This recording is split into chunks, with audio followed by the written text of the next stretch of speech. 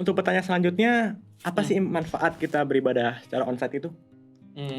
Dari mana nih? Yang mana lagi nih? Siapa Dari nih? kameramen aja. Dari KM Sola. Oke. Iya, saya lagi asik. Luar biasa. Ya, tentu ada banyak manfaat lah. Ya, kan panggilan kita sebagai orang Kristen, panggilan bergereja itu kan ada 3 kan. Ya. Ya. Bersekutu, apalagi bersaksi, Marturia, ya. melayani, apa tuh bahasanya tuh? Diakonia, Koinonia, koinonia, diakonia, diakonia, marturia. Oke, 3 ya. Bersekutu, bersaksi, melayani. Nah, 3 hal ini hanya bisa ditemukan dalam ibadah komunal, ibadah bersama-sama. Betul. Ya kan? Coba kalau WL-nya bilang, katakan buat kiri kananmu, ayo semangat, mari semangat beribadah. Ya, siapa yang mau disampaikan? Siapa ya? Kamar sendiri dong. Saya sendiri di sini. Ya. Pukul tembok. Ya, dan banyak lah ya kan, Ya, mau bersaksi, saling menguatkan ya. Itu cuma terjadi dalam ibadah-ibadah yang bersama, Ya. Onsite ya. onsite, Onsite. ibadah komunal gitu. Itu salah satu aspek lah ya. Aspek dimana yang kedua, kita tuh saling melatih. Ya, melatih untuk ambil bagian dalam pelayanan. Kan bagian dalam pelayanan kan. Iya, betul. Ya, kalau cuma duduk di depan kamera nonton, mau pelayanan apa gitu. Ya, kalau di gereja banyak yang bisa dilakukan. Jadi teman-teman, ini juga sekedar mau ingatkan bahwa di gereja tidak ada pengangguran ya. Semua harus ambil bagian di dalam pelayanan gitu. Benar. Ya. Ya, jadi jangan merasa asing. Oh, udah enak nih, saya udah siapkan tempat duduk, pokoknya setiap kali ibadah minggu saya di situ gitu. Gak bisa, karena semua orang harus berbagian dalam pelayanan, aktif betul. melayani ya. Yes. Dan ingat bahwa jemaat itu bukan penonton penyembahan. Yes. Ya, Betul. surga yang menyaksikan penyembahan kita dari bumi. Ya. Surga. Sekali tinggi. Apa tadi ngomong? Surga. Surga yang menyaksikan penyembahan dari bumi. Ini kata-kata Jangan-jangan kayak Sony makhluk surga. Salah satu ya. ini bukan lagu yang itu kan? Apa tuh? Ya, nggak usah. Jadi surga yang menyaksikan penyembahan dari bumi. Jadi juga jangan merasa bahwa kita tuh pergi gereja kita menikmati pujian, bukan kita yang menikmati, tapi Tuhan menikmati penyembahan kita anak-anaknya. Gitu sih. Yes. Itu aspek Manfaat. manfaat beribadah secara onsite. Betul. Dan ada lagi? KJV lah. Oke. Cukup ya. Kirain nggak dikasih kesempatan. Saya diam-diam aja. Udah nunggu itu. Diam-diam baik, ngopi. Ya banyak banget manfaat kalau kita ibadah secara onsite, Yes. Daniel. Misalnya begini, ketika kita ibadah onsite, kita itu jadi lebih terfokus untuk melakukan penyembahan kita kepada Tuhan. Ya. Karena ketika kita melihat kanan kiri kita juga menyembah Tuhan, so kita juga ikut kemudian, yes, saya adalah penyembah dan saya harus menyembah Tuhan. Ya. Orang lain menyembah Tuhan, orang lain berdoa. Saya akhirnya juga terdorong untuk menyembah dan berdoa. Belum lagi setting di ruang ibadah itu memang membuat kita fokus untuk ibadah. Ya, Datang jauh-jauh ya buat ibadah, bukan buat makan gitu. Apalagi WL, penyembahan, singer, Betul. musik, audio yang sudah sangat nyaman, kemudian lighting yang diatur begitu rupa. Ya, Memang AC. membuat kita AC ya. Betul. AC juga diatur ya. Iya. Membuat kita benar-benar, ya saya datang, saya mau tenggelam dalam penyembahan kepada Tenggelam Tuhan. gimana nih? Tenggelam. KJV itu jarang ngomong kata ini teman-teman. Emang baru kali ini ya. 5 tahun yang lalu kayaknya kata itu diucapin lagi tenggelam. Jadi tenggelam dalam penyembahan saya kepada Tuhan itu penting sekali. Kalau onsite tuh kita di setting begitu rupa sehingga kita bisa ada memang di situ untuk menyembah Tuhan.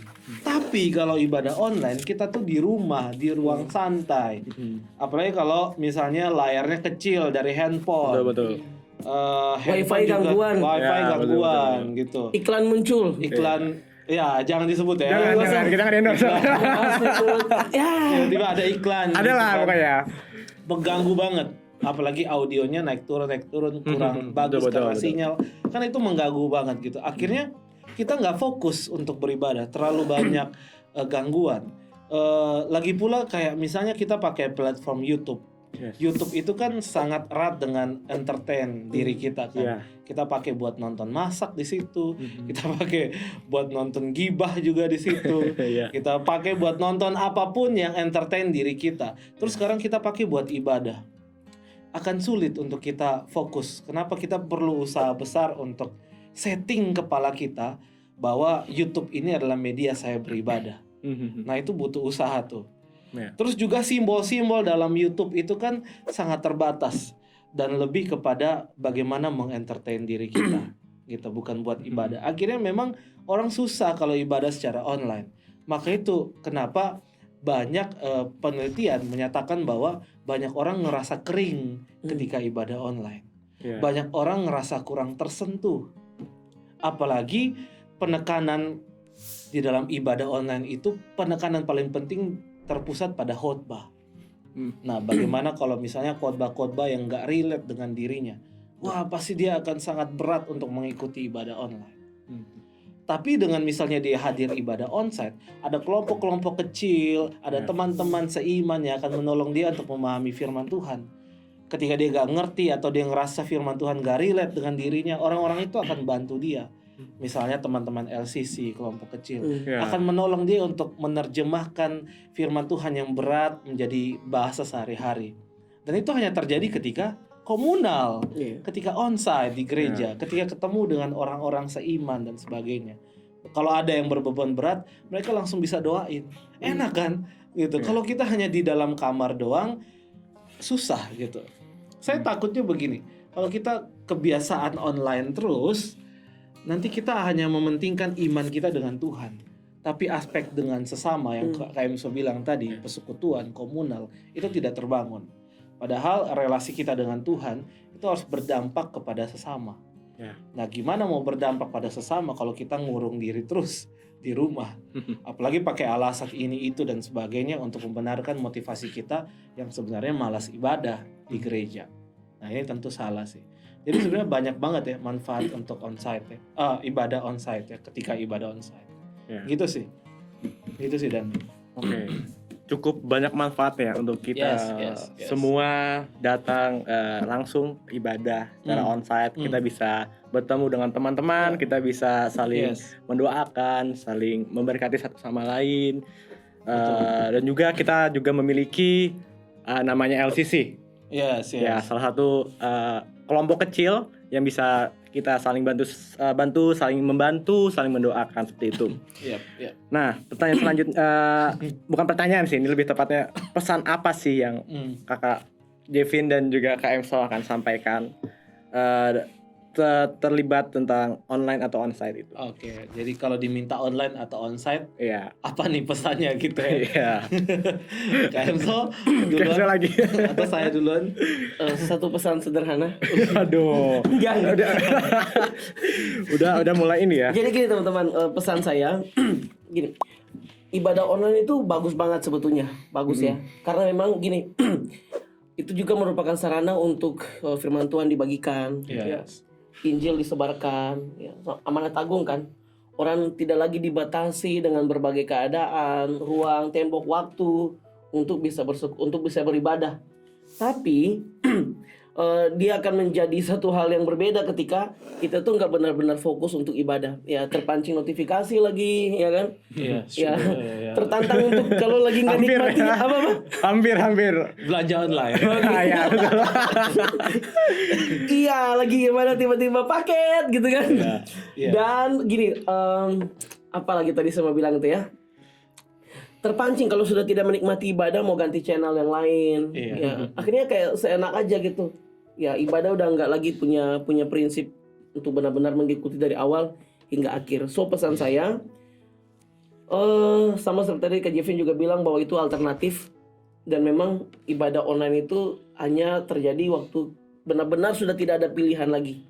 So, kalau teman-teman punya pilihan, lagi sehat, semua sudah aman, sudah lancar, keluarga sudah oke, yuk gabung bersama-sama untuk ibadah di gereja.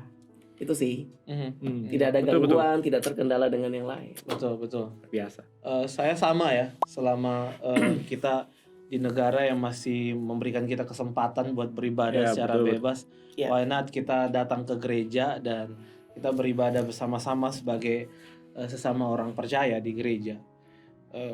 Jangan sampai ya kita tidak punya kesempatan lagi untuk bisa bebas datang ke gereja, baru kita rindu buat ke gereja gitu ya. Sangat terlambat ya. Banyak tempat, banyak negara-negara yang hari ini orang-orang Kristen tidak bisa beribadah secara bebas. Ya. Kalau kita punya pilihan sebebas ini hari ini, kenapa kita tidak melakukannya? Lagi pula ibadah online hanyalah alternatif atau langkah darurat ketika pandemi COVID-19. Tapi hari ini kan pembatasan-pembatasan itu sudah mulai lebih longgar. Dilonggarkan. Jadi kenapa kita menghalangi diri kita untuk ibadah secara onsite? Tentu harus didukung dengan protokol yang sudah sama-sama disepakati ya. Misalnya apa? Cuci tangan, pakai masker, dalam keadaan sehat, divaksin, terus juga peduli lindungi, terus juga salamnya pakai salam sawadika, sawadika, namaste, atau salam nonjok gini ya. Bukan nonjok beneran ya, mukanya ya gitu. Dan berbagai hal yang kita sepakati sama-sama di new normal. Jadi kalau misalnya diminta online atau onsite ya, aduh, saya mah akan pilih onsite lah. Saya akan ya suggest teman-teman juga untuk ayo kita onsite bareng-bareng, protokolnya dijaga dengan baik, ketat dan pasti aman. Itu aja sih Daniel. Oke. Yes. Nah, berhubungan nih dengan ibadah onsite. Yes. Remaja on Air GKJ Season City mau menyampaikan tentang rencana kita onsite pada tanggal 30 Januari. 30 Januari. Mantap. Ibadah on Air GKJ Season City akan kembali dibuka pada tanggal tersebut untuk beribadah langsung di ruko gereja GKJ Season City. Alamatnya di Jalan Latu Menten, Mall Season City, Ruko Blok E17. Ingat ya teman-teman, Blok E17. Jangan salah masuk ruko ya. Nanti salah masuk lagi. Loh kok bukan ini gerejanya? Oke. Di lantai 2, Ya, betul, lantai 2. Yes. Dan juga waktunya jam 10 pagi. Jadi teman-teman, kita di sini juga ada beberapa persyaratan, yaitu minimal sudah divaksin 1 kali, dalam keadaan sehat, dan wajib memakai masker selama ibadah dalam ruangan. Masker ya, masker ini ya, bukan masker buat itu ya. Beda ya teman-teman ya. Gue nggak pakai masker. Saya sudah tadi malam sudah pakai masker. Bukan masker itu. Masker buat ini, buat hidung, buat mulut. So, itu aja pembicaraan kita hari ini. Terima kasih untuk Kak Emso dan Kak Jevin yang sudah memberikan pencerahan untuk kita semua tentang seberapa pentingnya kita ibadah on-site. Dan semoga podcast on air kali ini bisa membawa berkat tersendiri bagi teman-teman yang menonton. Amin. Kami semua undur diri dan sampai jumpa di podcast selanjutnya. God bless. God bless. Minum dulu ya.